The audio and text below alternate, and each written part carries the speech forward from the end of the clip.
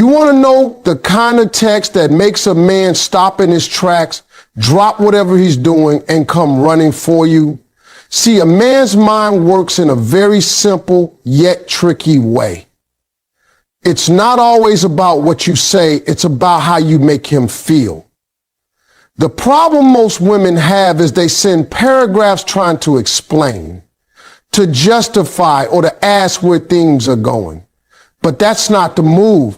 The move is to keep it short, keep it confident, and keep him guessing. You got to understand something about men. We are wired to chase. That's in our nature. But here's the part most people don't get. The chase doesn't start with what's in front of us. It starts with what we can't quite figure out. See, when everything about you is laid out on the table from the jump, there's nothing left for a man to work for. And when there's nothing to work for, there's no fire. That's why mystery is your biggest weapon. That's why curiosity is what keeps a man coming back. Now, when I say mystery, I'm not talking about playing childish games or making him jealous on purpose. I'm talking about holding a little bit of yourself back, not in a cold way, but in a confident way. You don't have to tell him your whole life story on the first few dates. You don't have to answer every single text the second it comes in. You don't have to let him know exactly what you're doing 24/7. Let him wonder. Let him ask himself, what's she up to? That question right there is the spark that gets him chasing. When a man doesn't have all the answers, he starts working to get them. That's how men are built. We want to solve the puzzle. And if the puzzle is you, that man will start putting in time, effort, and energy to figure you out. If you're an open book with every page already highlighted, he'll skim through and move on. But if he can feel there's more to you than what he's seeing right now, he's going to stick around because he wants to see the rest. Here's another thing. Mystery works because it makes a man imagine. And when he's imagining, he's investing. Think about it. The moments you don't see him are the moments he's picturing you. Maybe he's wondering what you're doing tonight. Maybe he's thinking about what you meant when you said that little playful line. Maybe he's still curious about a story you didn't quite finish telling. That imagination is fuel, and as long as he's imagining, he chases. But here's where a lot of women make the mistake. They try to be mysterious by being distant. That's not the same thing. Mystery isn't about shutting down, ignoring him for days, or making him feel unwanted. It's about being warm and engaging when you're with him, but still leaving a little room for curiosity when you're not. You can laugh with him, have a great time, even share a personal story, but you don't give everything. You save some pieces for later. That's how you keep the energy alive. Men respect what they have to earn. If you hand over all your attention, your time, and your energy before he's proven himself, you take away his chance to work for you. But when you give him just enough to feel a connection and still keep a little back, you're telling him, if you want more of me, you're going to have to put in the effort. That right there flips his competitive switch. And once that switch is on, he's chasing. Think of it like this. When you walk past a bakery and you smell something amazing, you want to go in and see what it is. That smell is the mystery. It's giving you just enough to know you want it, but not enough to satisfy you. You got to step in. You got to look around. You got to take action. That's exactly how mystery works in relationships. You give him the scent, but you don't hand him the whole cake. You want a man to value you. You want him to stay interested. You want him to keep showing up. Then you have to give him something to reach for. Curiosity is that something. Every time he's wondering about you, every time he's asking himself questions, every time he's trying to figure you out, he's investing in you. And the more he invests, the more he's going to chase. Let me tell you something about men and texting. Our attention span is short, real short. We are not sitting there analyzing a 5-paragraph essay you sent at midnight. We are skimming, maybe catching a few key points and then moving on. That's not because we don't care. It's because we're wired differently. When you want a man's attention, you got to hit him quick, sharp, and confident. You can say more in 5 words with the right energy than you can in 50 sentences that sound needy or over-explained. Most women think the way to get through to a man is to pour out everything, every detail, every thought, every emotion, all in one message. And I get it. You're trying to be clear. You're trying to express yourself. But here's the truth. When you send long messages, most men don't read them the way you hope.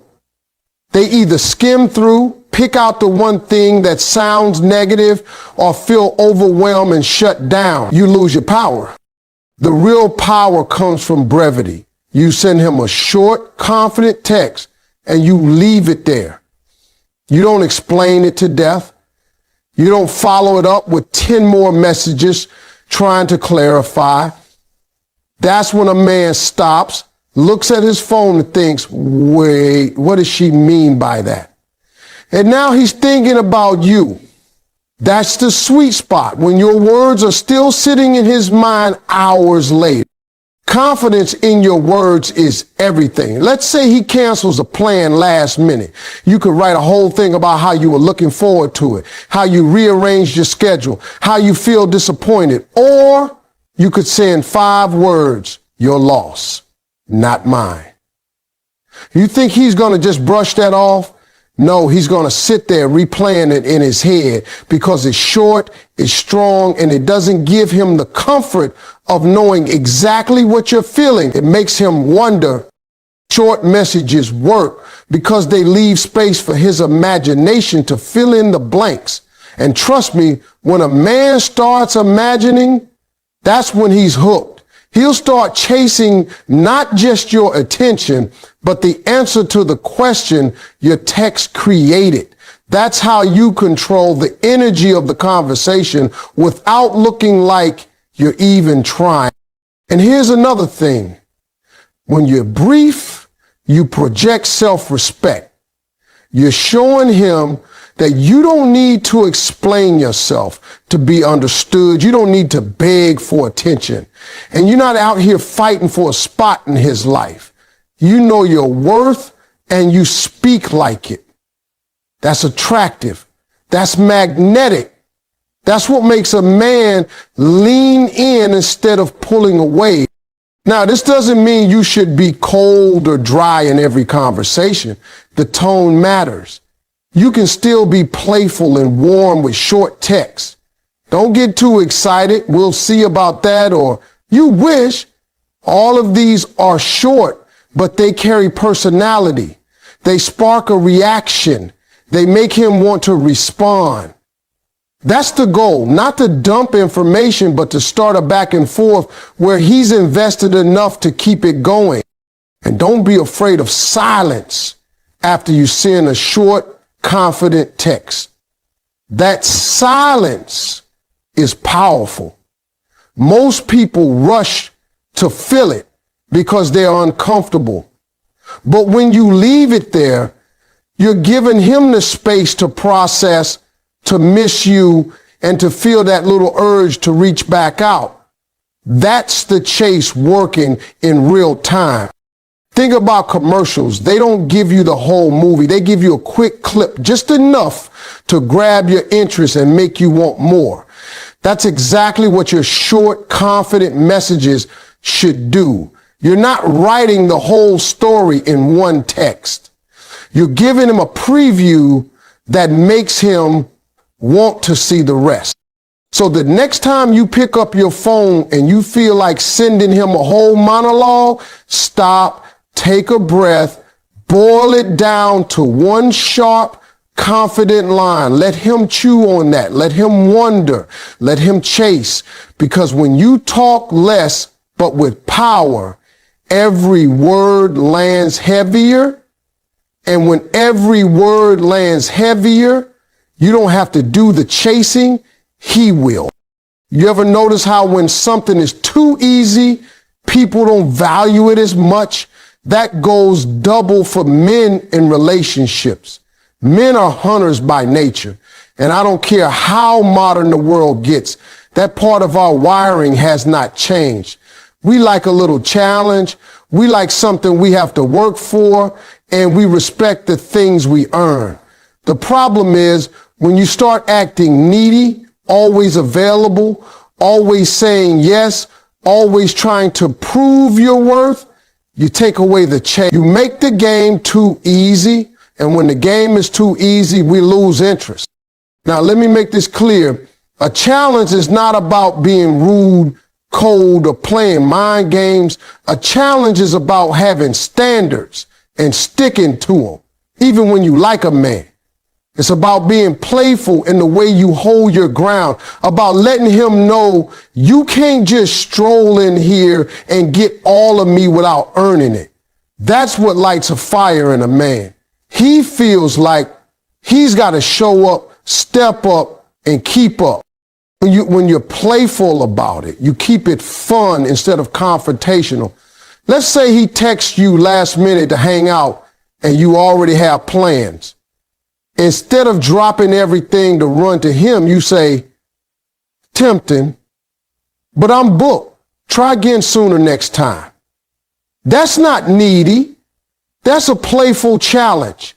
You're telling him he's going to have to think ahead and make an effort, but you're saying it with a smile. That kind of energy keeps him hooked because it's not rejection. It's an invitation to rise to your level. Men respond to that because it taps into our competitive side. We want to win. We want to prove we can get what we want. And when what we want is a woman with confidence and standards, we'll run ourselves ragged to prove we're worthy. But the second you start acting like you accept crumbs just to have him around, you've already lost your leverage. Neediness says, I need you to choose me. A playful challenge says, I'm already good, but you could be part of this if you bring your best. Here's the beauty of a playful challenge. It creates tension, and tension is what keeps the spark alive. Without it, things get dull real quick. You've seen it happen. In the beginning, he's chasing you, calling, texting, planning dates, and then slowly it fades because there's nothing left to win. But when you keep that playful challenge alive, he feels like the chase never really ends. That's how you keep him engaged long after the honeymoon phase. Now you got to balance it. Too much challenge with no warmth makes you seem uninterested. Too much warmth with no challenge makes you seem desperate. The sweet spot is showing him that you enjoy his company, you're attracted to him, but you're not handing over your heart and your time on a silver platter without him putting in the work. And when he does put in the work, you reward it. You show appreciation. You let him know he's moving in the right direction. That's how you train a man. Yes, train to keep doing the things that make you happy. Men are simple in that way. When we see effort pays off, we keep putting in effort. When we see we can slack off and still get the same results, we slack off. A playful challenge keeps us sharp. It makes us want to impress you, makes us want to plan better, makes us want to be on our best game. And we actually enjoy that because deep down, we want to feel like we earned a woman like you. So stop thinking you have to be overly available, overly accommodating, or overly expressive to keep a man's attention. What keeps his attention is the thrill of winning you over every single day. And when you can give him that wrapped up in fun, flirtation, and confidence, you'll have him chasing you without even realizing he's been running this whole time. Timing is everything when it comes to making a man chase you. You can have the perfect words, the right energy, and the best intentions. But if you send that message at the wrong time, it can fall flat. Men don't just respond to what you say, they respond to when you say it. That's why catching him off guard, hitting him when he's not expecting you to, is one of the most powerful moves you can make.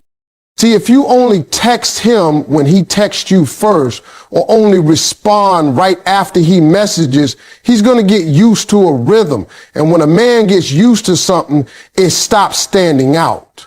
But when you break that rhythm, when you pop up out of nowhere with something short, confident, and intriguing, you create a spike in his emotions. He's going about his day thinking about work or whatever, and then, boom, your message hits his phone. Now you're in his head.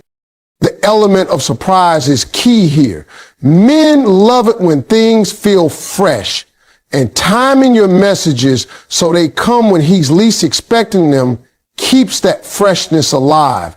Maybe he hasn't heard from you all day, and then late at night, just as he's winding down, you drop something playful like, "You missing out." Or maybe he's been a little slow to respond, and just when he thinks you're done reaching out, you send some light like, "Still thinking about that look you gave me." That timing flips the energy because it wasn't predictable. And it's not just about surprise, it's about controlling the emotional impact. If you send a confident message when he's too distracted, tired, or expecting it, it won't land as strong. But when you send it during a quiet moment or after a little bit of space, you're more likely to have his full attention. He's more likely to pause, reread it, and really take it in. That pause, that's where the chase starts building again. Think about it. The most memorable moments in life often come unexpectedly. If you always know what's coming, there's no excitement. Relationships work the same way. You want to create moments that feel like a little jolt to his system, moments where he thinks, "Man, I wasn't ready for that, but I liked it." Those moments stick and they make him want more. Now, I'm not telling you to play games or keep him waiting just to mess with his head. I'm saying be intentional with your timing. If you want your words to have weight, don't throw them out just because you feel like you have to respond right now. Sometimes the best move is to wait until the energy shifts, until you know the moment will make the biggest impact. It's not about ignoring him. It's about letting the anticipation build. And here's the thing, when you time your messages right, you also show that you're not sitting around waiting on him. You've got your own life, your own rhythm, and he has to fit into your flow, not the other way around. That energy is magnetic. Men chase women who seem busy, who seem fulfilled, who seem like their world doesn't revolve around him. When your timing says, "I'm reaching out because I want to, not because I need to," you've already shifted the power dynamic in your favor. This works in both the early stages and deep into a relationship. In the beginning, it keeps him curious. Later on, it keeps him from getting too comfortable. Even if you've been together for years, a well-timed, unexpected message can spark that same energy you had when you first started talking. It reminds him that you're still that exciting, unpredictable woman he chased in the beginning, and he'll keep chasing if you keep giving him those moments. So remember, it's not just the words. It's the moment you drop them. The right words at the wrong time are just noise. The right words at the perfect time, that's when you make him stop, smile, and start running right back toward you. If you really want a man to chase you, you've got to touch his emotions. Men might look like they're all logic and no feelings, but the truth is we're just as